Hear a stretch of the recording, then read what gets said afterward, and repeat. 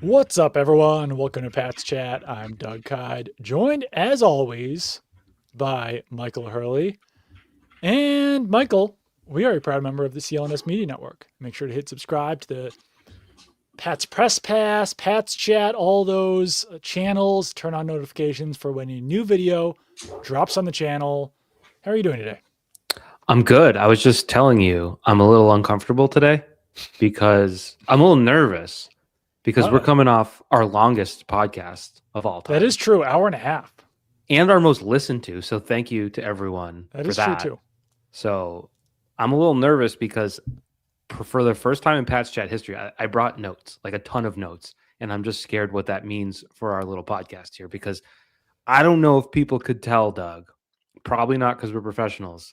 A lot of riffing on this podcast. So to come with a plan is a little unnerving on my behalf. So I need you to hold my hand through this one. I've done a lot of research over the last, let's call it 3 days, but I have no notes, which is kind of uncommon for me. Maybe not that uncommon for a Wednesday show, but yeah, if you're listening to this right now on Apple Podcasts, hit 5 stars and leave a review. That's all you need to do. And it'll make us happy. It'll give me a nice little like endorphin rush. Yeah. Like a kid, that's like an adult male version of a Labubu is getting a positive review on your podcast. That's the Maybe ultimate. It'll cause me to order one less thing off Amazon this week. It probably will. Will. And I also did homework. I told you I did homework for the podcast, which is a rare thing these days. Do you want to know what it was? What? Well, first of all, I left it upstairs, so I'm going to have to leave you at some point to actually get my work. Oh no! Which is perfectly on brand. Can you like text your wife or one of your children? Yeah, I'll do that. But it was, there's been a lot of talk this week. Get Ruby to bring it down. Ruby would probably fall, and then we'd have to go to the hospital, and she'd have to fix her busted lip, I'm sure. So I would say there's been a lot of talk, and I like to do this. Generally, back when I was writing stories on the regular, I like to do this. Everyone's talking, saying X, X, X, X. And it's like, well, is X true? So I want to look into it. And it was Will Campbell's play on Sunday. Was it that bad? I wanted to look into. So I just went back, watched every snap of Will Campbell, and there was either a pass or fail. It was a pass fail. So sometimes a pass, he didn't have to do much. So it's really about the fail count. And this is a tease because I don't have the homework in front of me. And so later in this podcast, you will find out just how bad Will Campbell's day was on Sunday, or good. It's up to, nobody knows. I do. Can't wait to find that out later. We will talk about that later because I watched some Will Campbell as well, actually, over the last few days. Has your mind changed at all about Jarrett Stidham now that all of the Broncos fans have changed their Twitter avatars to a picture of Jarrett Stidham's face wearing sunglasses? I've come around. Well, I've come to settle on this, and I feel like I expect, generally speaking, some representative quarterback play out of Jarrett Stidham. Wow, this is a huge praise compared to what you were saying on Sunday. Yeah, I mean, there's sort of the shock factor, I think, was still at play over the weekend, but I just think there's so much we don't know about him, right? Yeah. And one of those things could be, does he puke on his shoes in a big moment? We don't know that. Did he even play any big games at Auburn? That's a good question. I think I watched every single one of his Auburn snaps when the Patriots drafted him. Very exciting life. But that was also 6 years ago. Yeah. So I'm going to say no. I don't remember Auburn having prominent playoff. I don't remember him being a national championship quarterback. No. I'm going to guess he played in a bowl game that sounds funny. So this is going back anyways, 2017, 2018. Yeah. It's been a long time. So the 2018 Auburn also played Tigers, at Baylor, but didn't play much. Do we have a schedule? Either way, you get the point. He's never played in a big NFL game. He probably never played in a big college game. So that part we don't know, right? Like he beat Purdue 63-14 in the Music City Bowl in 2018. Yeah, Purdue had a decent squad that year, so you got to tip your cap. But I just say he lost to UCF in the Peach Bowl in 2017. Yeah, some guys can handle UCF and others can't. But I just think if that's the case and he comes out, lost in the SEC Championship to Georgia in 2017. Okay, so he has played a big game and he lost. How did he do? 16 of 32, 145 yards, 1 touchdown. They lost 28-7. Yeesh. So I'm not going to hold that against him. Just as if he played decently, I wouldn't really say it's a sign of things to come. He's not played in a big NFL game. Who knows? We CJ Stroud is bad in these moments. Justin Herbert is bad in these moments. It's very possible Jarrett Stidham is bad in these moments. But I think on the other hand, when you have a backup, and you know this, everyone knows it, like there's a simplified game plan, and you're going to do what he's comfortable. And the fact that he's been there for 3 years and is sort of part of the system rather than a random backup that doesn't really fit, there's a chance he comes out, and by representative, I mean throws for 170 yards and a touchdown or two and doesn't turn it over. And if he does, then you've got a real football game. And I think that's probably the high end of what he can do, but I think it's possible, if not maybe even a little realistic. I believe Sean Payton said that Jarrett Stidham's going to come out and rip. Did you see that quote from him? I've seen a couple of quotes. So I'm looking it up right now. He said he's going to rip it, and that'll be our approach. He's got this calm demeanor that I think suits him well. He also said something pretty wild. He said about the Broncos, they're going to have a lot of rest after this one. 2 weeks. So that's... so he's ready. I think he's guaranteeing a win. But pretty rare for a head coach. They will still get a lot of rest if they lose as well. At least 2 weeks. At least 2 weeks. So got to factor that in. But no, I think, I almost expect Stidham to be borderline mediocre. I think I said it on last week's show. Yeah, he can't play worse than Stroud is what you said. I don't think he's going to be worse than Herbert or Stroud. Just like the bar is so low that I think he can pretty easily clear that bar. Right. And I think that's accurate. Maybe you helped turn me around. But I mean, you go back to the last time he played in an NFL game, and that's what will ultimately hover over this more than anything, is it's been so long. And it has been so long. I tweeted out a quote this morning. I don't know if you saw it. It was from Jordan Palmer, his throwing coach. I did see that one. I love how we're going super hard on Jarrett Stidham quotes early. Because I got one now too. I got one in the docket. I randomly came across this Jarrett Stidham story recently. I don't know why, but I remember reading this quote like 3 weeks ago. So it was fresh in my mind. And Jordan, what's his name? Palmer.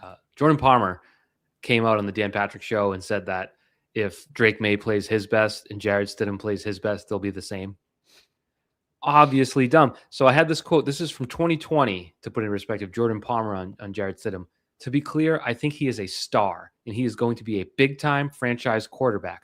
I've felt that way for a couple years now. I'm totally fine saying that. I don't care that he went 4th round. I think he is legitimate. He is going to be the leader of New England for a long time, whenever that starts.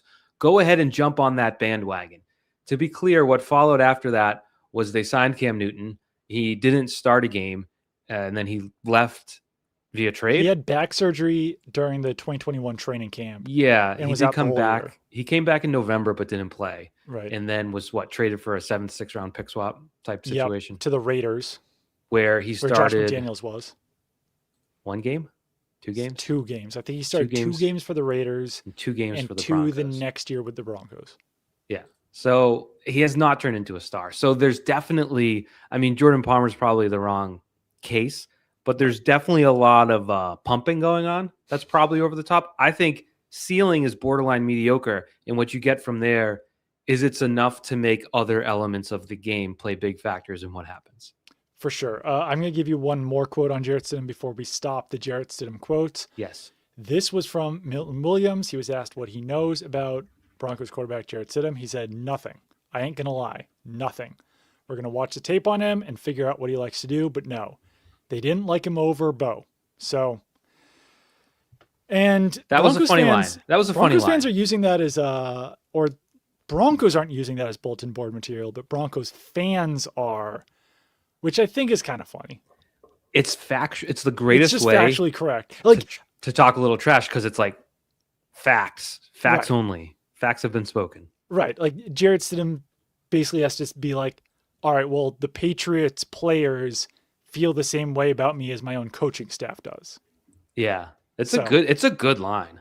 It is. Yeah. Shout out to Milton Williams. Who knew? Like, do you think he meant it? I watched it. Do you think there was intent that it was a little bit of a dig, or do you think he was just telling the truth? I think he was just kind of being honest. I was there for it, so yeah. Pretty funny. It was pretty funny. Okay. I don't want to spill all my guts on the Broncos Patriots matchup here right now, but I do think that this is the biggest element. So, Patriots defense has been fantastic, phenomenal. What other F sound words you want to use for them over the last 2 games and for a lot of the season. But they have gone against 2 very bad offensive lines. Yes. So that's a big factor. And I think that in order to get pressure on Stidham, which you're probably going to want to do, you're probably going to have to blitz a lot, which Zach Core has shown a tendency to want to do. So that might be a big part of the game plan. The other thing, though, is the Patriots have been also phenomenal and fantastic at stopping the run. Really, whenever Robert Spillane and Milton Williams are on the field together, teams cannot run against them. That's going to be a massive problem for the Broncos if they can't run the ball in this game, because then that just forces them to rely on Jarrett Stidham, puts the ball in his hands, forces him to throw the ball, 40 times, whatever it's going to be. Yeah. Obviously, the offensive line plays into that as well. They could wind up creating a lot of space to run. But Patriots, I have confidence in the Patriots defense that they can still stop the run. But this is another test, I would say, for the Patriots defense to put up that kind of performance once again against what Milton Williams called the best offensive line they faced all season. Yeah, it's a really good point. I think it works both ways too, because one, you could look at last week when the Texans running attack was non-existent. I think that's fair to say. They rushed for running backs, rushed for 31 yards. Like you mentioned, Cade Stover was the best running back. He's not a running back. And you can look at RJ Harvey and say he's fine, just like Woody Marks. Right. Pretty similar. I don't know if J.K. Dobbins is going to be back, if that changes too much. Right. And like even still, if he is, who knows if it's going to be another Omari and Hampton situation where he carries the ball once for negative yards and never does it again. Correct. A guy that hasn't played since week 10 with a foot injury, probably pushing it to come back. I wouldn't expect a big game out of him, but I do think you're right to point out it's probably the offensive line more than the actual running backs. But I think that works both ways. And I was thinking, you mentioned the blitzes. You almost you're just not going to get to the quarterback as quickly as you have the past 2 weeks. No. It has been a red carpet laid out for you.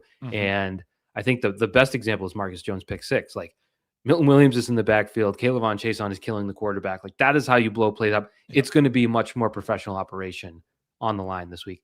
And that's why there's more pressure. So there's going to be more pressure on Christian Gonzalez, who I think we've said plenty of nice things about, but if you've seen the numbers flying around, we've probably underdone it on how well he's played this postseason. Yeah, I mean, well, certainly this postseason, I would say all season long, there's been this kind of he's not having that good of a year. And he's been good. He's been good all year. He hasn't had the highlight plays that he's had this postseason, but yeah. Yeah.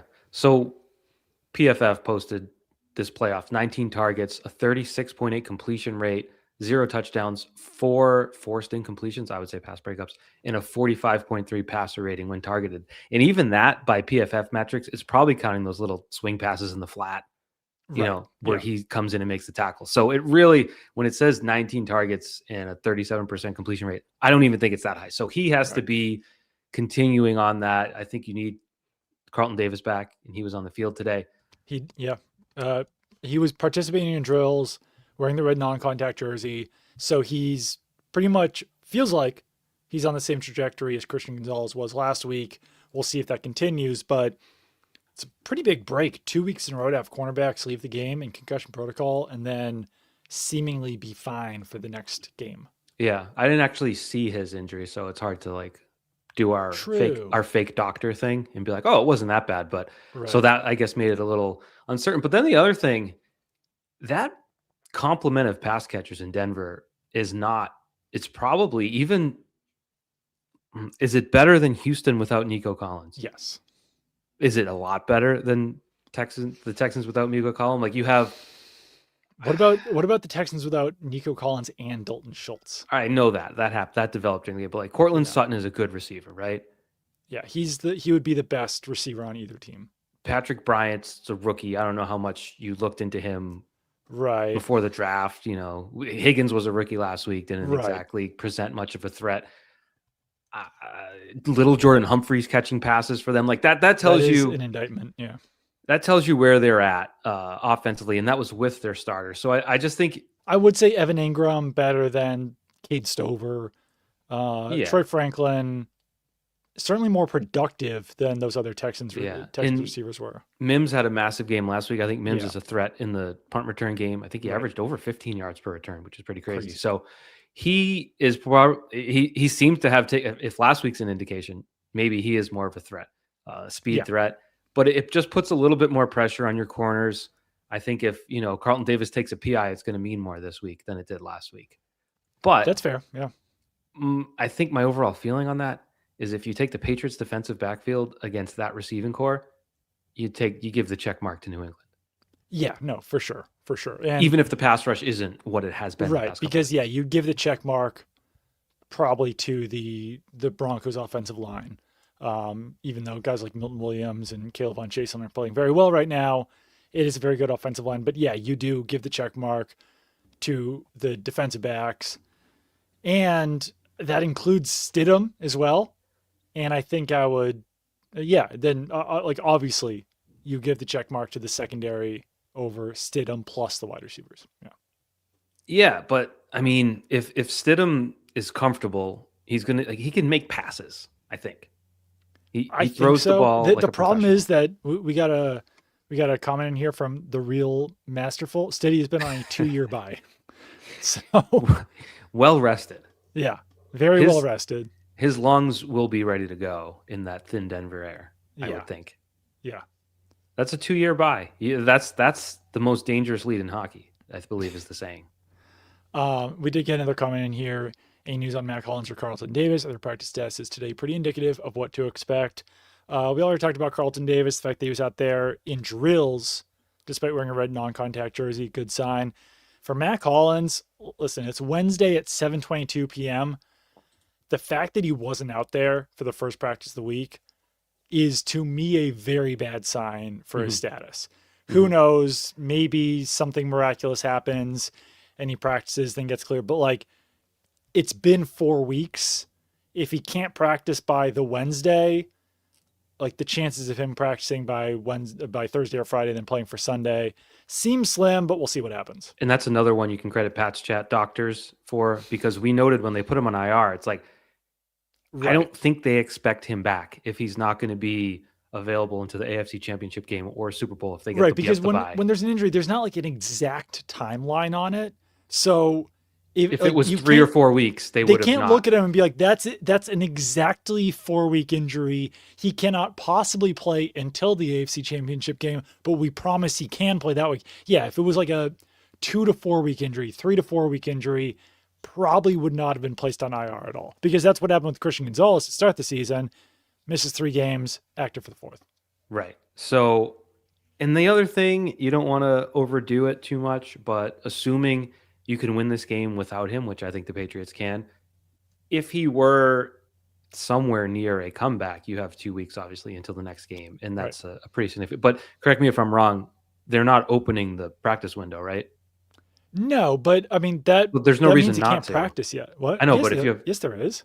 Well, 21 days until you have to either activate him or put him on IR for the season. Well, if you can't practice, then you can't open the practice window. I know, but if you go 21 days from today, you have January 42nd, which is after the Super Bowl. Well, so but that would require him to be able to practice. Right, but I'm saying if he were on the fence or close to it, there's no harm in activating the window.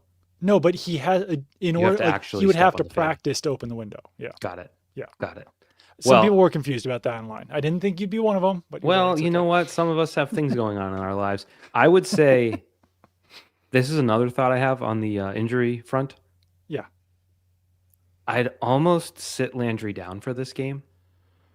He's got the knee injury. Didn't practice, right? He was a DNP today. Right. Yeah. And he gave you virtually nothing on Sunday. I think he played 11 snaps. 11 snaps, yeah. He's been dealing with that injury. Yeah. We weren't sure if it was a veteran resting or an injury. It's an injury. I don't know the benefit of a one-legged Harold Landry taking the field for you on Sunday, knowing it could set him back more, where theoretically, if he doesn't play this week, that's 3 weeks for his knee to get better. Right. And he could probably give you something if you are to make it to the Super Bowl. I don't think there's like your risk benefit balance there. I don't think there's much benefit in playing him hobbled on Sunday in this game. Yeah, there's really not a lot of purpose in playing him for 11 snaps again or whatever it was. Like Anthony Jennings is making plays right now. Elijah Ponder's doing fine.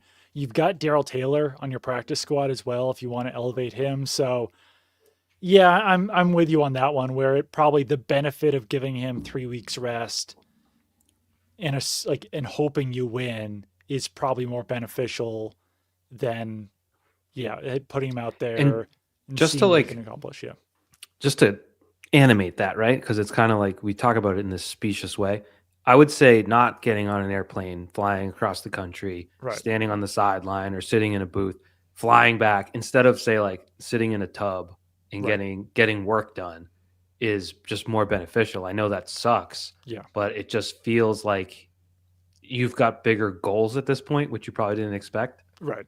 And you're facing a quarterback on a 2-year bye to follow a term. Like you should be able to win this game without forcing it on guys like that. It's very, very true. I want to talk about the road element here. Altitude in Denver. Not always the most interesting thing to talk about, but I'm writing a story for tomorrow morning. I've actually already written it, spoiler alert, but it's in the scheduled folder. You mean you guys don't write those at like 3 a.m. right before print? I actually, that's my ink. I handwrite every single one in perfect type. No, I don't do that. Patriots, the whole Road Warriors thing. They're 8-0 on the road. And by offensive metrics, they've actually played better on the road than they have at home. Like EPA per play, EPA per pass. Defense is almost negligible, the difference on the road versus home. I think usually in a matchup like this, where you have to travel to Denver, you have to go there in front of a raucous crowd, the altitude, all these things, usually that would be a huge, I guess, I don't know, potential deficit for the Patriots. Mm-hmm. I don't know if I look at it this way, just because they have been so good on the road. Maybe I'm fooling myself by the 8-0 record on the road, but it's like the fact that they were able to beat the Bills on the road and then lose to them at home means something, right? Yeah, and it's not necessarily even new. I feel like late in the Belichick run, they were winning more on the road than at home. But I don't know. I think that place is different. I think there are a few places. The 0-4 record in the playoffs? Well, that's less. It's more about because the 2013 Patriots lost there. Who was the receiving core that year? Like, what's his name? Don't tell me. Don't tell me who was the former Colt who got his head knocked in a million times. Was he 2013 or 15? Austin Collie. He was 13, wasn't he? Maybe. 15 was just bad. 15 was Steven Jackson at running back. 15 was just Gronk, Edelman, Gronk. And it was Edelman on one foot. Yeah, that was Austin Colley's last year. Came to the Patriots, caught 6 passes for 63 yards in the regular season. Had 5 targets in the playoffs. Like that team wasn't built to win. That was 13 then. 13, correct. Okay. I don't think that is, but I mean, they just beat the Bills there. It's a difficult place to play. Right. I think the noise there is a factor, like it is maybe only in Seattle and Kansas City. Yeah. I think you have a rookie left tackle who I will give you some information on after we do an ad break. That's when I'm going to get my notebook. Who's going to be a beat behind against a guy who had 14 sacks this year. I think that's the biggest element, but I don't want to overstate it because I said this last week. You have 2 premier pass rushers on the Texans. They're not going to sack the quarterback every play. Like if Drake May has 35 dropbacks, he'll be hit 5 times, pressured 5 more. Right. That leaves 25 opportunities for him to make an impact, and I think he will. Yeah. So I do think ultimately you can overcome it, but I think it is a real challenge, and I don't know if we look past the fact that Drake May is still young, and this is a massive spot with a lot of more eyeballs on him than he's ever had, and everyone's going to be loud, and they're not selling tickets to people from New England, and I don't know. I don't completely discount that. I think there's maybe 3 stadiums in the league that I would say that about, and this is one of them. I think that's fair. I think it is a difficult place to play, obviously. Um, and yeah, the Patriots are 0-4 in the playoffs there, which I don't put a lot of stock into because you were playing Peyton Manning and probably John Elway. And they got screwed in '05 because the Ashley Lilly Asante Samuel pass interference was completely phantom, and also Ben Watson knocked Champ Bailey out at the one, and the ball went through the end zone. It was very obvious they knew with the brain. So there was some screw job element there. But could happen again. Yeah, very true. Was that Jake Plummer at quarterback? Yeah, then? that was Jake Plummer. One thing, they announced the referee for this game, Alex Kemp. Mm-hmm. The rare NFL official I have no thoughts or opinions on. It's just he calls the game and you're like, there he is, Alex Kemp. That's probably a good thing, honestly. It's a great thing. Speaking of which, people are still losing their minds over the interception / catch we in got to the save Broncos that for Bills later. game. We got to save that for later. I don't want to do that now. We had an AFC Championship game to talk about. That is very true. Yeah. Do you have anything else before you want to get into your Will Campbell stuff? Yes. Because we could take a break right now. Just one more thing. I was doing some work today on the Broncos. First of all, they have a player whose name looks like Karen Reed. So yes. Look out for that on Sunday. But everyone knows they have an insane number of sacks this year. They do. I mean, a lot of their like pass rush metrics are better than the Texans. They had 68. They got a higher pass rush win rate, higher pressure rate. Yeah. 68 sacks. Right. 68 is 11 more than the second place team, which might have been the Chargers. I forget. So like Nick Bonito has 14, Jonathan Cooper has 8, John Franklin Myers with 7.5, Zach Allen has 7. Yeah. There's 8 players with 2 or more sacks, and then there's 5 more with at least a half. So it's like they're going to come at you from all different angles. I think. And Zach Allen that's a difference maker right there, because really on the Texans, you have to worry about the edges so much and not the interior. Right. When you've got to question what it's going to look like against Jared Wilson and Garrett Bradbury, that does change things a little bit. Yeah. And John Franklin Myers as well, I would put in there, a veteran. Like he and Zach Allen, I think they're both like 7th, 8th year guys. Right. There's a lot of worry there. But then some of the other guys, you've got defensive backs coming in. Like they are scheming. Vance Joseph, right? Vance Joseph has them going all over the place. So I think that's another thing you got to worry about, where we're all sort of like left tackle, left tackle, left tackle. It's going to be coming from all sides. So I think, what's the antidote, Doug? Run the friggin' ball.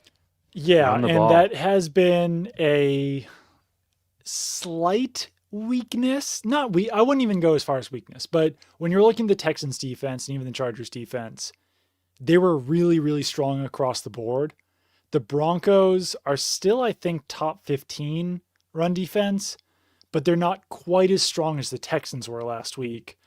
And the Patriots' rushing attack has been really good recently with Ramondre Stevenson. So, it sounds so boomer to say this, but like truly, the offensive and defensive keys for the Patriots in this game are like run the ball on offense, continue to stop the run on defense. Yeah, and James Cook and Josh Allen combined for 183 yards last week on the ground. Right. So they can be beaten. Cook would have had more if he didn't fumble. I think that they went away from him for a little bit for a time there. So that's the key. Add the third boomer take. Sorry, you had run the ball. There's defense. Special teams. Don't fumble. Stop fumbling. Because I thought it was gonna be the punt game for you. I think we covered Don't allow any blocked punts. Well, hey Doug.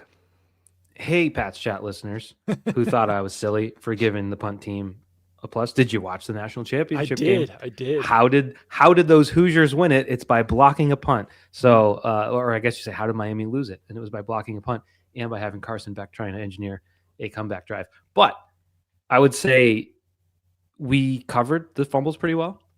You gave Drake May a doom, which I thought was strong, but fair enough, because I don't know how many games you can have your quarterback fumble 4 times and you win. Right. And I do think May threw the ball well in the second half, but a lot of that was we made fun of or we insulted CJ Stroud so much the week before for 5 fumbles that I felt as though it would be disingenuous to then look at Drake May's 4 fumbles and be like, not a big deal. I would differentiate them because you had literally CJ Stroud with his head in the clouds taking a shotgun snap off his abdomen, then picking it up and then fumbling again. Right. Whereas Drake May's outside of the run were, while trying to pass. Throwing, yeah. So it's more about the timing things, but you're right. Let's be fair. Also, you know what I noticed rewatching the game last night was the fumble he had when first of all, we forgot to talk about this. The fumble Drake May had on his run, it looked like either he screwed up or Stevenson screwed up. Yes. That was not a designed run. But what I didn't notice, as he's going down, do you know who is coming to absolutely earhole him? No. Azeez Al-Shaair, the captain of earholing quarterbacks. And I was like, wow, because you're so focused on the fumble. Yeah. And I think Shaair got it. And so I didn't even recognize the time. He was flying right over Drake May's back. That could have been way worse than just a fumble. Yeah. But I don't know how many games. What's the percentage do you think on a number of or percentage of games you can win if your quarterback fumbles 4 times? It's got to be 25%. And you were lucky to be in that 25% last week. But it goes around. Did you see? You probably didn't because you were working. Stafford had a fumble last week. It would have been game changing, but it fell right at his feet and he got it. Right. And it's these things do happen. Those things do happen. Yeah. You're really tempting fate, I think. And to me, it's you got to protect it when you run, but that time in the pocket, Drake May has to be better there. And that's where the road factor, I don't know, maybe he thrives on it. Maybe he'll be better in it, but he has to have that ball out. All right. Well, I've got something to talk about coming out of our break, but I'm going to let you run and get your Will Campbell stats. Oh, baby. They're going to deliver. Tell people. So you run right now. Because now no one will even know because we've got a video up that Michael Hurley is going to get his notes. But I'm going to tell you guys about PrizePicks because this episode is brought to you by PrizePicks. Whether you're starting a new routine or making player picks for the first time, trying something new can be hard. But in life and on PrizePicks, it always feels good to be right. With high-pressure playoff matchups every weekend and elite hoops action almost every night, the action never stops, and PrizePicks lets you take control. Real quick, if you download the PrizePicks app today and use code CLNS, you can get $50 in lineups after you play your first $5 lineup. That's code CLNS to get $50 in lineups after you play your first $5 lineup. PrizePicks, it's good to be right. Michael Hurley is That was the best back ad read I've ever heard in my life. And we're going to make some prize picks. So one thing that stood out to me right away, RJ Harvey, Broncos running back. Yes. It's set at 39.5 rushing yards, but you can only pick more. So I don't like that. I probably would have taken less. Yeah. So how do you feel about Jarrett Stidham? Whoa, it went up as we were doing this. Jarrett Stidham, 194.5 passing yards. Less. I'm thinking Come on less. now. All right. Whoa. That's crazy. What, that high? Yeah. I haven't actually dug into his starts. Right. But he has 4 of them. How many do you think he topped 194? Probably a lot, but it was both with Denver. Yeah, I was gonna say I think they were high scoring games. I don't think this could be a high scoring game. The other one, 365. Yeah. Lost to the Niners in overtime and then 219. So he's always gone over that with his 4 starts. But Stroud and Herbert barely did anything. Yeah. So I'm going to go. I don't think he's going to get it. Do you feel strongly about Patriots wide receivers or Evan Ingram? Evan Ingram, 21.5 receiving yards. You love the tight end bet. I know. You love it. So I'm not going to get in your way. Well, what do you think about it? I would think if I'm a backup. Honestly, they've been pretty good about tight ends recently, but Dalton Schultz did have 40 yards on one play. Don't think that's going to happen again. There was nobody on that side of the field. I would say if I'm a backup quarterback in a big spot, I'm going to lean on my tight end a lot. So I'd take the more than there. Okay. That seems to be you can work from the inside out, right? I like it. Who's going to be the safety blanket? It's a good question. All right. Passing touchdowns, Drake May, 1.5. More than. Kid throws touchdowns. He does throw touchdowns. Wait, pass plus rush plus receiving touchdowns, 1.5. I'm feeling that one even more than just passing. Yeah. You could scamper in there. Sure. I like it. All right, we got that one in there. Nick Benito sacks 0.75.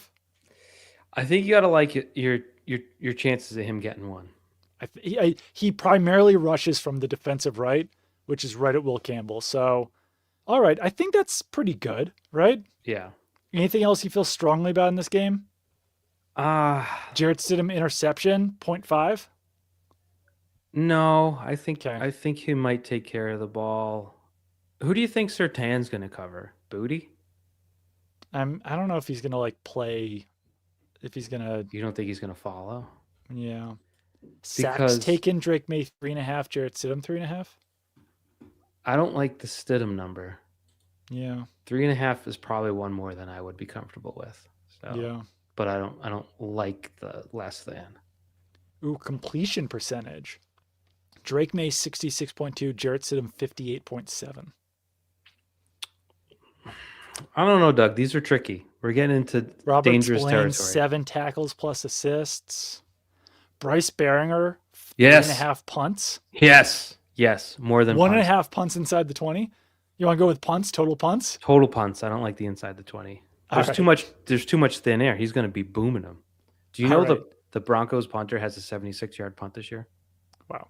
So entry fee $20 to win $400. Nice. All right. Let's go, Bryce Baringer. Let's do it. I'm feeling good. Well, the reason I asked, and this is probably getting back into the game talk, so you can finish once again, sorry.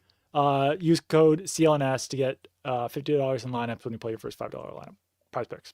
Just because I think Riley Moss is the most targeted corner in the league this year. Oh, yeah. And he does have a league high 19 pass defenses, 1 interception. Mm-hmm. I don't know his penalty total. Right. But I believe he has several. There's a list. Yeah, he hasn't been great this year. So I kind of like whoever ends up there, whether it's Diggs. Like Diggs against the guy that gets picked on could be good for you. Yeah. But I don't know how it's gonna. Right. It's hard to know how that's gonna shake out. To Diggs me, has been. Don't you put Sertan on the slot a decent amount? I haven't checked those numbers recently, but I'd still put Sertan on Booty just because he's the big play threat, and you want to try to limit that if you can take it away. Hard to do because Stingley's pretty good at it too. Right. But I don't know. Booty's just kind of got Stingley's number. I think it was from their days at LSU. He's got some sort of tell on him. Apparently. But yeah. I don't know. So last week, Diggs played almost 60% of his snaps in the slot. And the week before that, it was... This is Doug looks stuff up while we're podcasting. Before that, it was 45.7. So over 2 games, about half his snaps have come in the slot. Yeah, so I don't know. Might not be seeing a lot of Sertan.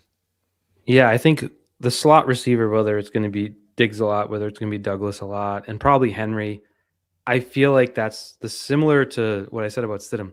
I feel like if the goal is to get the ball out and avoid sacks and avoid turnovers, you're going to look to those guys more than you're going to look to your outside guys. So one of those guys will have a bunch of catches. I don't know who it was though, because I don't know the future. Do you want my homework? Yeah. Oh, I want before you get to your homework, I did want to talk about one thing real quick.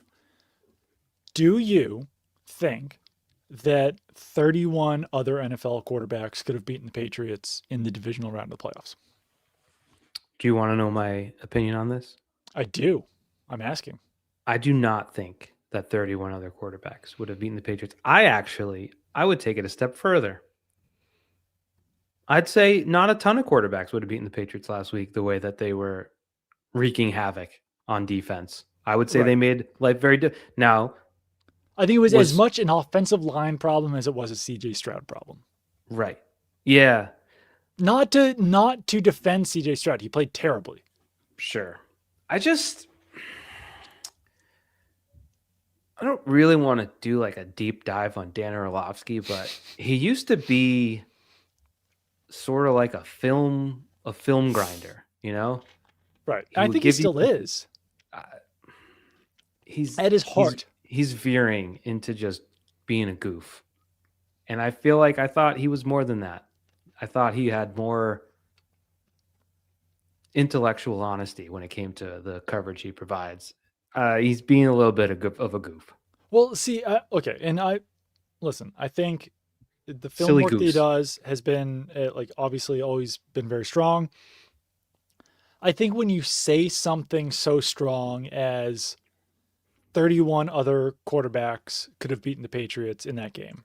And double down when questioned about it and giving a list. Yeah, he gave like a list of like 29 guys. Yikes. So I think that when you do that, you either have to just eat it and not get upset when people get mad at you, because then like you have veered into, I'm saying some pretty crazy outlandish things right now. Stupid things. Just Or dumb things. Dumb guy stuff. So like you can't tweet that and be like, then come back and say like, this app will get you, man. Like it, like you either just have to accept that that's who you are now. Yes. Or just apologize for it and be like, you know what? That was a crazy thing to say. I was on TV. I won't do that again. And you can't kind of play it both ways where you're acting like people are coming at you. And it's like, well, of course someone's gonna come at you if you say something like that. Yeah. And I've done that. I've been on TV, especially like with Felger, where you kind of have to be on your Yeah, everyone says things that like are like dumb and they don't mean in the moment. Yeah. And you have that like internal clock, like I have to finish what I say because it's someone else's turn to talk. Right. That last thing you say, sometimes you say it and then you're like, what just came out of my mouth? Yeah. But that's not what he did. Instead, I'm trying to find the list, Doug, but there's a lot of tweets in here. But the list was preposterous. Right. Because like, I mean, honestly. All right, I got it. Ready? This is the one that I thought was preposterous, even though it's one of the least preposterous names on the list, was Justin Herbert, because we saw him not be able to do it the week before. Yeah. You can't put him on the list when he looked almost as bad as CJ Stroud. So he was asked, which are the quarterbacks that could beat him? And here's who Dan Orlovsky said could beat the Patriots last week. Matt Stafford, Brock Purdy, Mac Jones, Sam Darnold, Jacoby Brissett, Jordan Love, Malik Willis. Is that who Willis is? I'm assuming that's who Willis is. So Malik Willis would have beaten the Patriots last week. And Jacoby Brissett.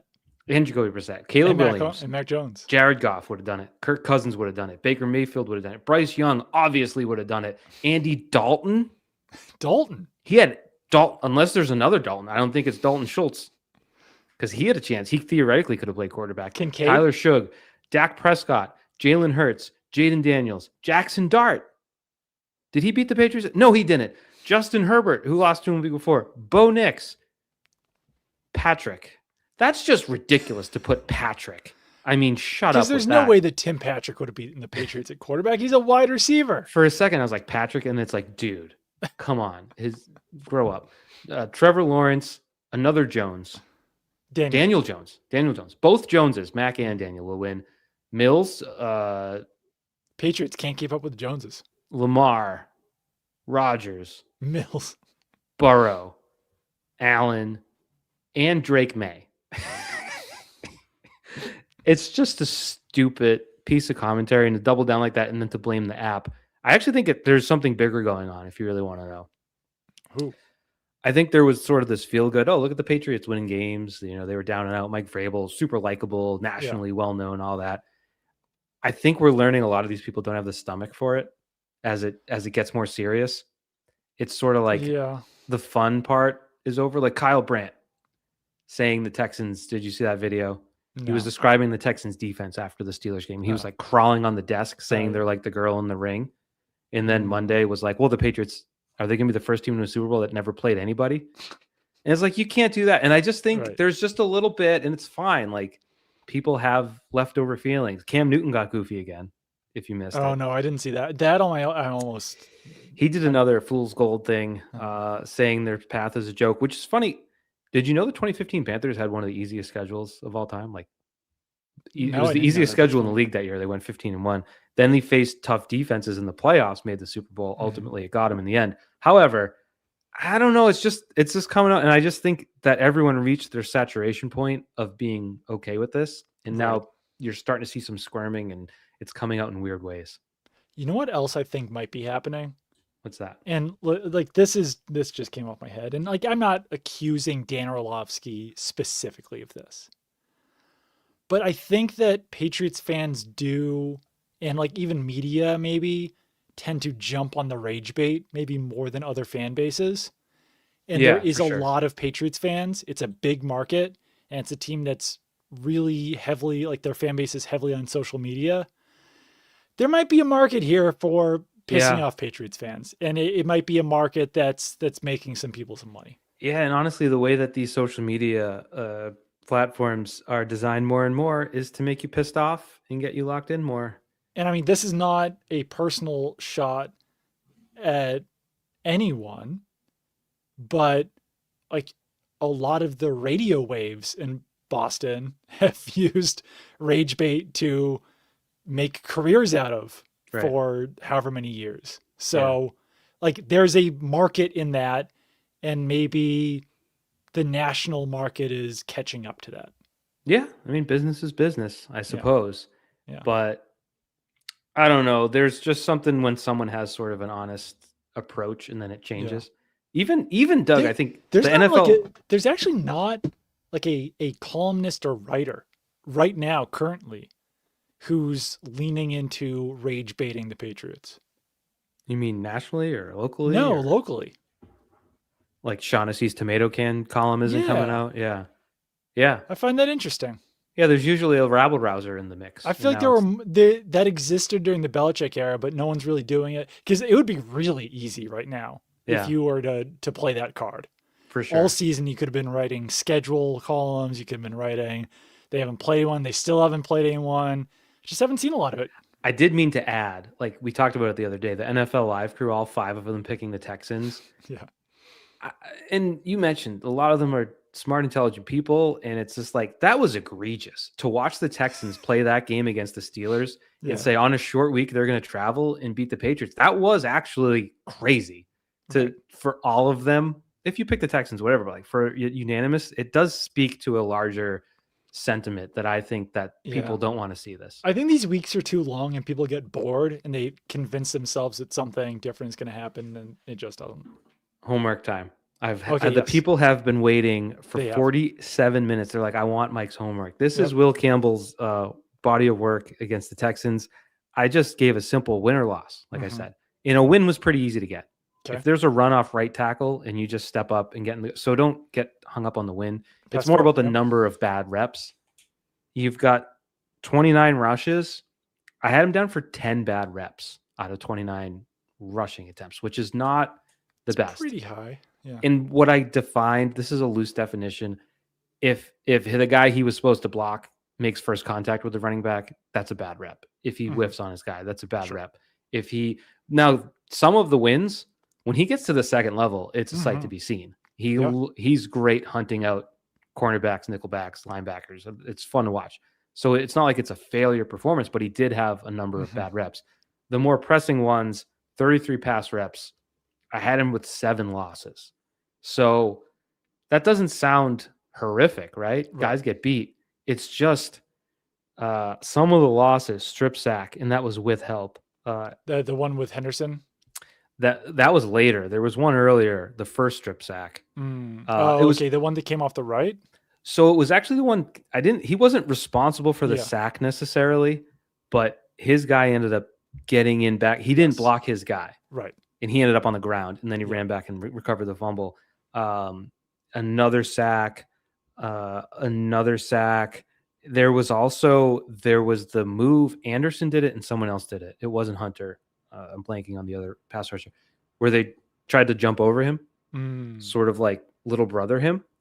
And it seemed to be, they seem to have identified a vulnerability, because had he been ready for that, like you can deck the guy, and he was more backing off. So there seemed to be a common thread there, but another strip sack, that was the one, the Henderson one. Henderson whiffed on his help. Yeah, and I think that throws off the timing for Campbell too. Yeah, so I mean, Campbell in open space. But that's not ideal. Like when someone's struggling like Campbell is, you can't just say, "Oh, well, you can't give him help because that throws off his timing." You have to work all week on figuring out how it can't throw off his timing. Yeah, there's just something about him with space. It's like added space between him and the pass rusher is not an advantage. Right. I think he's better attacking than he is waiting. Right. So, I mean, that's part of it. And you The one strip sack that he gave up without help, that was in like 2 seconds flat also to Anderson. The last one, I think it was. was that the one where he came around the back? That was the one that Campbell recovered. The second recovery? No, it was later. No, it was not recovered. Yes, that was a bad one. Yeah. I would say like the one that he did recover, that he gave up, there was still a timing issue. I think Drake May held that too long, so it was twofold. But there were a number of passes May got it out when he did get beat. So it was a problem. It was a problem. So 33 pass rush reps, 7 losses, not the end of the world. I heard people this week moving him to guard. Yeah, and like I think that's an overreaction. On my mailbag being like, "Do you bring in Vidarian Lowe and Ben Brown?" And it's like, well, no, they're not going to do that. Yeah. But also, so like that's I guess my takeaway. It was as bad as being said. I do believe that doesn't mean the conclusions are accurate. Right. It was a bad performance as much as it seemed watching it live. Yeah, no, I think that's totally fair to say. And the answer to how to figure this out, I think one thing is you do practice how to give him help without screwing him up. I think you do try to get the ball out faster. You do try to have everyone on the same page offensively as far as the timing element of all of these passes go. But he's also just got to play better. I mean, I know how simple that sounds, but this wasn't who he was all season, and he wasn't going up against this level of pass rushers. But do you think the can't happen 3 weeks in a row? How much do you think the knee is playing a factor? Not to go excuse mode, but I don't know, because you said it. He was not this. That it felt good. Yeah, but like you said, he did not look like this all year. So that's why when he also didn't look like this in week 18. That was a long time ago. I'm going to take your word for it. Yeah, Dolphins. Yeah. Dolphins were halfway to Cancun that day, so hard to fully put too much stock into that. But yeah, I think if you want to move him to guard, you're overreacting. Yeah, I just think the job gets that much harder this week. You're out there. If you're in a silent count, you're going off the movement of the defender. You know, you're looking over, you're looking forward, and you're kind of praying. You kind of got to cheat. I would expect a Will Campbell false starter too for that reason. Yeah. And Nick Bonito, like I said, 14 sacks. I don't know where he's at, Bonito, like in terms of when those came. If it was early in the year, I probably should have looked that up. But not a great matchup yet again. That is fair. Do you want to know? I got it now. Sure. In the last 4 weeks, he had no sacks from weeks 14 through 16. Or games 14 through 16, and then had 1.5 in the last game against the Chargers when they were resting everyone. And he had 1 sack last week against Buffalo. So I would say a typical high sack number where they stack up in September and October and slow down in November and December. So perhaps the old quads are a little sore for Nick Bonito. Yeah, and I think you do fear Will Anderson and Danielle Hunter significantly more, but still, he's a fantastic player. And it's could certainly be a major problem on Sunday. And like maybe we wound up looking stupid. Maybe the Patriots win by double digits and there's like Jarrett Stidham plays like garbage out there and we're all talking ourselves into a game that shouldn't be a game. But I think it still plays to us being, what are we now, 21 weeks into the season? This is week 21, as it's commonly known. Fully still knowing who the Patriots are completely as a team. I think we do. I think we've seen enough where 7 guys have 2 or 3 catches, where Drake May has like 100 rating, gets sacked a lot, can run. I think what varies maybe is which running back is going, but they have consistent tight end play. So I don't think it's that crazy. I do want to add one thing, just one last thought on my little homework assignment. Mm-hmm. Will Anderson is awesome. Oh, yeah, he's really good. I can't think of a comparison for a player like that, like the size and speed and ferocity that he plays with. And then Danielle Hunter, that play, we didn't talk about this one. When he chased Drake May from behind, from like 15 yards behind him and got him for the sack, that was ridiculous. Yes. That might have been a Campbell sack, technically, but not really. But it's, barely counts at that point. But yeah, that's my homework. I hope you liked it. I'll never do it again. You should do it again. It was great. I have another thing to throw at you. You tell me. Please. You're like inside. You're always talking to, everyone goes to the Vrabel press conference. Doug's talking to the people deep in the building, getting the inside scoop. So this guy is important. Everyone's talking about McDaniel's familiarity with Jarrett Stidham this week, right? Yeah. He knows him well. He had him in Vegas. He had him in New England. He knows. How about this? Do you know who the director of game management / offensive line assistant is in Denver? Evan Rothstein? It's Evan Rothstein. Wow. Who knows the Patriots better than Evan Rothstein?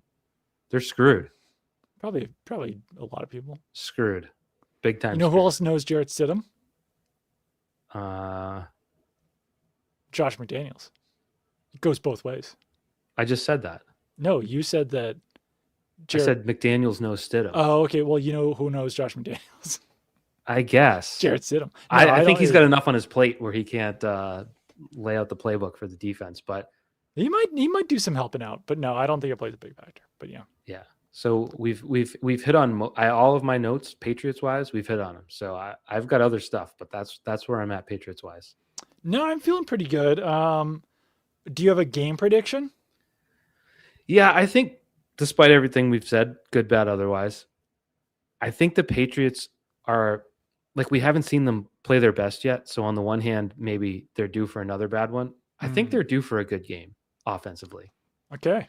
And I don't think if there was a game-changing back on the other team, I think you could talk yourself into. I don't know. I said last week I don't see how the Texans could score 13. They scored 16. I'm sorry, I was off by 3.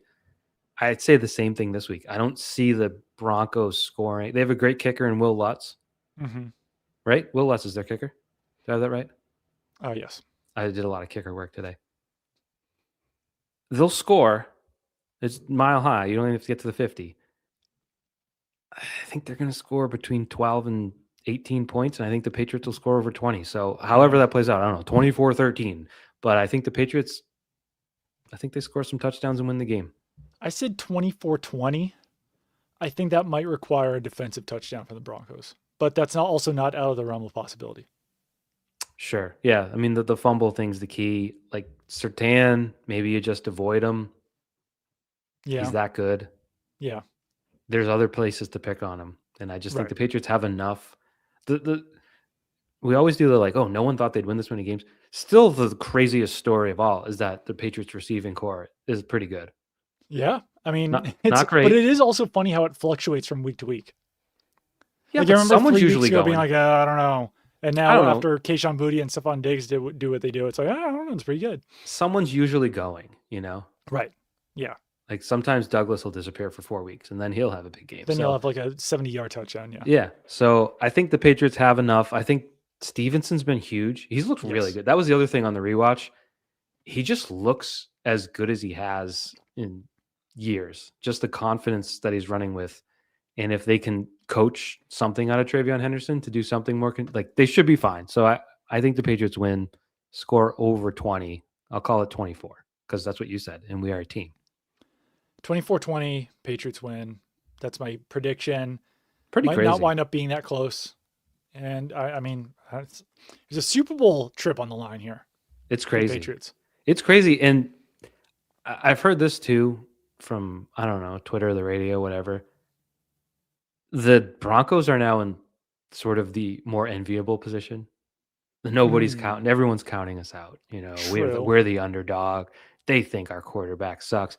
And it's like, that does have some value, but then the game does have to be played. And I don't. How much do, so people who think that the officials are doing the bidding for the NFL and for ratings and all that, does the NFL hit the switch and say, we can't have Jarrett Stidham in a Super Bowl? We got to have the Patriots win this game.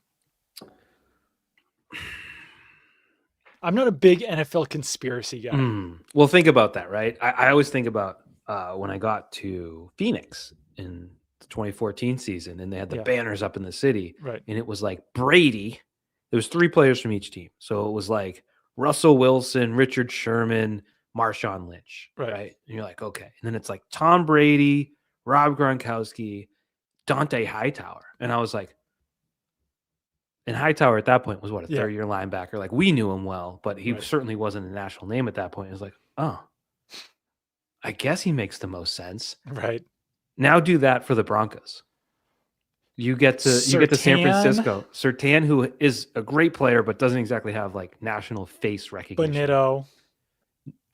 Times 2 what I just said. And Zach Allen or Jarrett Stidham or J.K. Dobbins. So from that standpoint, what you said certainly raises an eyebrow. Whereas no, for the Patriots, well, still though, for the Patriots, it's what, Diggs, May, and either Christian Gonzalez or Milton Williams. Yeah. And now Gonzalez probably doesn't have that face recognition either. But well, neither does Milton Williams, but Gonzalez has at least been. Yeah, no. I mean, compared to like he's like Surtain, right? Yeah, football people know, but a banner in the city. Yeah, it's not like Tom Brady or Peyton Manning up there. Seahawks would be Darnold, Smith and Jigba, and Leonard Williams. DeMarcus Lawrence, DeMarcus Lawrence, maybe. Yeah.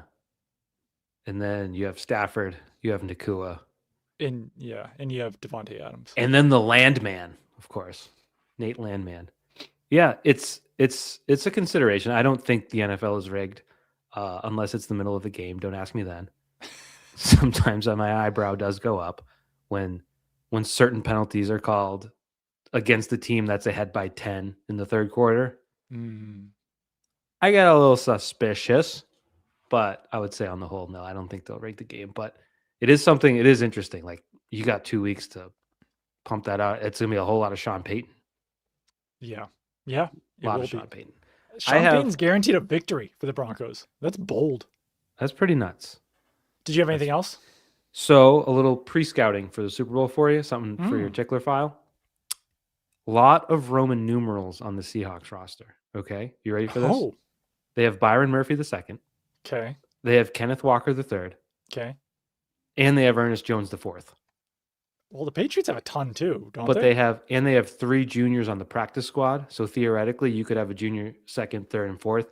The only thing they're missing is, of course, your favorite receiver, David Sills V, which must go back to like vampire times. I know that goes back pretty far. So David Sills I must have like been on the Mayflower. Right. I can't do the math, but if you lay it out, yeah. So Patriots have Efton Chisholm III, Carlton Davis III. They have Harold Landry III, Thayer Munford Jr., Marcellus Dial Jr. We're on IR now. I thought there was more than this. Jeremiah Farms Jr., John Saunders Jr., Trent Sherfield Sr., Leonard Taylor III. So there's a lot of thirds. That is a record number of thirds. Yeah. That's like the rule of thirds photography. Yeah. That could be the. Don't want it in the middle. You want it on the thirds. No. A lot of thirds. But yeah, just I try to use them in writing. I try to throw in the third. It's nice. It's nice. I approve of all except senior. I think senior's a little showy. Senior's like, I have a child. But, if you want to be a great dad and you don't get yelled at, this app will break you, man. Sometimes people on Twitter will come at you for takes like that. It is true. I'd mentioned it earlier. What do you think of this? This is a sports thing. The Broncos not selling tickets to anyone outside of their area, I think is so bad. And I know the Broncos aren't the only team that do it. A ton of teams do this across all sports. And it's just like, you don't get to do that. This is a free market. This is America. If someone wants to go to a game, they can buy a ticket to it. You can't restrict that. I think that's horse crap. You don't think so? I don't know. You don't if you can do it, it gives you an advantage to not allow other fans in there. It's kind of a candy ass move. I remember the San Diego Chargers did it when the Patriots went there. The famous lights out game. It's like, it's just soft. If you're afraid it's a little soft. You can't be afraid of that. What's the total number of Patriots fans that could travel to Denver on a week's notice, buy tickets, buy airfare, and there's a storm of the century that apparently is going to wreck the whole country. I might not get back until I might just live from Denver to San Francisco. I might have to walk. Don't take your car. I was told, no, don't take a road trip. You could get stuck on the highway anywhere in America. But I just think it's, I don't know. What does that place hold? 80,000? Less than that, but sure. 75,000? What are you talking about? 5,000 Patriots Right. fans. Yeah. It Patriots just, fans travel well, but yeah, I don't think it's it's almost like the public hit you take by looking soft is right. way worse than whatever impact It's it fair. would. I don't know many people. I know enough people. I don't know many people that can just up and disappear on a week's notice and go to Denver for a football game. I mean, I will say there have been games in my life that I've covered, San Diego Chargers being one of them, that felt like it was a neutral site game. But it was on the schedule, you know? True. Yes. That's a trip. You yeah, plan to go to Tennessee Southern this year. California. Yeah. Yeah, people plan that. I think you weren't planning this unless you're like, There are people who kind of plan their lives around the Patriots. So yeah, no, I agree with you. It's the stadium's never going to be half full of Patriots fans unless it's LA or something like that. Like Denver fans are going to keep enough of their tickets. right. And it's you not don't really have to worry about it. it's not drivable. You know, if it was Right. like Baltimore, maybe Yeah. you could do that in a day. Even like Pittsburgh's probably pushing it. So like anything that's within an 8-hour drive, I could see you don't want to do that. But I just thought it was soft and it doesn't Yeah. look good. And if you lose, it makes you look worse. We mentioned it earlier. The Cook sketch is being relitigated because an NFL Films clip, I assume, shows a version which looks the exact same as every other Yes. angle I've seen. But for some reason, people are like, oh, when you see it from this, it's actually because a catch. it's because it's literally Slow. slowed down so much. Like people are tricking themselves into this. And listen, Smart people too. I saw Jeff Schwartz tweeted out, Chris Yeah. Trapazzo. Like I've seen these, and they're both just like, oh, I think it's a catch now, and it's like, this is the same video. It's not a different play. no. I mean, I also have a bone to pick with you though, because I think the Devontae Adams play No, you corrected and the me Brandon in the Cooks moment. play Yeah, you corrected me in are- the moment. are so different. Yeah. Like Devontae Adams catches the ball, then goes down to a knee, then is fighting another player for the ball while down on one knee. Mhm. That like him fighting for the ball is the football move you're looking for. That's number C. There Yeah, was letter no C. fight between McMillan and Cooks. No, you corrected me in the moment. So transferred to the other guy. retract your bone. Retract your Okay. bone because you corrected me in the moment. I said, yeah, you're right. And like, there's a bunch of clips going on. I saw one today. It was a Bengals. Oh, yeah, T. Bengals Higgins? Broncos game. It Yeah. was to Yoshovish. Oh, Yoshovish. I struggle with that one. Yoshovish. Where he went up, caught it, went down, and on the ground tucked it to his chest, and then it got ripped out. It was ruled a catch. Denver challenged. It was upheld, and it's like, yes, because he tucked it. All Right. Brandon Cooks had to do was yank it to his chest, and it would have been a third move. But instead, or just he lost it immediately. or fight for it rather than it just literally transferring over. Yeah. The Are we slow-mo being- was tripping people up to a degree that I didn't think was possible. I just thought we had done this. You Yeah. know, we already fought this war. The Yeah. war is over. The Yeah. troops have been sent home, The and here we are damage has again. been done, my friend. Yeah, but I just don't have it in me to. Are we being too condescending? I don't care. Okay, I've been criticized. They when deserve condescension. one time I got fired from the radio and ended up reading like a Reddit thread about it, and someone called me condescending, and I was like, "Am I condescending?" I try to be fun and lighthearted, but so I took that random Reddit criticism to heart. So maybe we're being condescending on this, but we tried to educate, we try to help. Well, the thing is, people have already given us the 5-star review when they started listening to this True. podcast. Good and now they point. can't retract it. That's a good point. I have one final bullet point to get to in my long Sure. list of notes. Do you want to know what it is? Yeah. Sean McVay just turned 40 or is turning 40. He's a 1986 guy. He's an 86 guy. Yeah. He's on the verge of coaching his third Super Bowl team. Wow. Is he the most successful 1986 person? Oh, man. Because I Googled it after thinking this thought.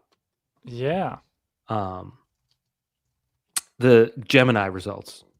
Excuse me as I digest. Drake Yeah. came up. Oh, Drake's probably, Drake's Lady most successful. Gaga came up. I did Yeah. not know the Gogs was an 86er. No. Ryan Bruno Coogler. Mars, Ryan yeah. Coogler came up, which is interesting because he's made some enormous movies before Yeah. the age of 40. We did not. You and I did not come up on the results. That's weird. Despite- I'm sure that if we keep scrolling, we'll come up. Despite our successful Whoa. divisional round playoff podcast. There's two people in sports who are oh nope. You know what? This is why you don't trust You Google got AI. Gemini. You got AI. Michael Phelps was on here. He's in 85. But Usain Bolt, August 21st, 1986. Not to diminish, but it's like a sprinter. It's just like gone, you know? You don't get to do it for 20 years like a team athlete might get to do. Like kids these days don't know who Usain Bolt is. We do because we're 86ers. Yeah. It is interesting that the first three people listed on here, Lady Gaga, Drake, and Bruno Mars, none of whom go by their real names. Interesting. Lady Gaga, what's Sean Stephanie McVay's real name? Germanotta, Drake, Aubrey Graham, Bruno Mars, Peter Hernandez. Also kind of odd these things are not more well known. Peter Hernandez. I feel like in the past you would have like someone's real name like that would have been common knowledge. Right. You know? I did not. I've never heard Bruno Mars's real name. Like I knew that Hulk Hogan's real name was Terry Bollea. Yeah, I did know Lady Gaga's. Drake I knew was Aubrey because that's a pretty memorable name. But anyways, I don't know when Sean Payton got hired. 2017? He was 30. Yeah. And we were also that age, and we were like, "What? That doesn't make a lot of sense." So I just think it's a triumph for 86ers if the Rams win this game, which I don't think they will. I don't think so either, but I think they have a chance. I do think they have a chance. Just it's hard when a team wins 41-6 to go the next week and be like they're vulnerable. Right. It feels like they're rolling right now. And I think the Rams are kind of gassed. Yeah. But that would be good for you. You're going to Seattle next year. Patriots going to Seattle. If it was a Super Bowl rematch. If there's a Super Bowl rematch, that'd be cool, yeah. Prime time on the West Coast. You got to love that. Oh, that would be sweet. 5 p.m. game? Hell yeah. Yeah. Well, the Super Bowl has to happen first. So that's technically what is the next step. That's true. Okay. Well, we will talk to you guys on Sunday night. Yeah. Win or lose, regardless of outcome. Unless I'd say Mike cuts his foot open again or something. I could do it because if you go to the emergency room these days, you wait a minimum of 4 hours. That is true. Let's just plan it publicly after the NFC Championship game so that the Super Bowl will be set one way or another. People may in a hotel room. People may or may not care. I'm not gonna tell you guys where I'm staying. I don't need a huge crowd outside the hotel. Is it for autographs? Is there a pool? You should do the podcast in there, like the echo of the pool, maybe from the hot tub. Maybe I'll do that. All right. Great. Well, I think the Patriots are going to win, Doug. I think there's going to be a Super Bowl. I think they'll be Super Bowl bound, but there's only one way to find out: by watching the game at 3 p.m. on CBS. It's gonna be 1 p.m. in Denver. That's gonna be so weird. Ooh, it's a Romo game. Stay Stay safe, everybody. Jim. Stay safe, everybody. He's been on one. Sync your radios.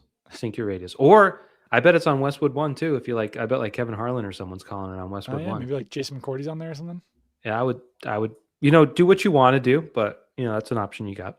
Got many options. All right. We'll see you later. Goodbye. Bye.